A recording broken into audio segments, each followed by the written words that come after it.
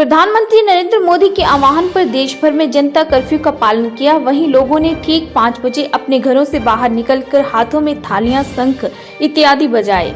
वहीं जनता कर्फ्यू को अपना समर्थन देकर कोरोना वायरस से निपटने के लिए एकता का संदेश दिया। वहीं कांगड़ा बाजार में भी सभी लोगों ने थालियां बजाकर एकजुट होकर कोरोना के खिलाफ नजर आए।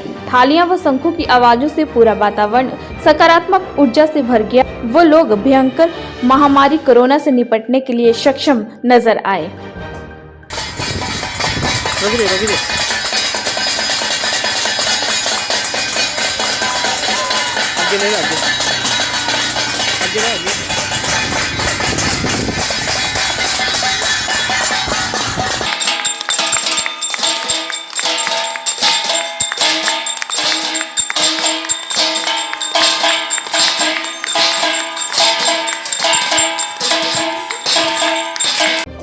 उज्ज्वल हिमाचल के लिए कांगड़ा से ब्यूरो रिपोर्ट।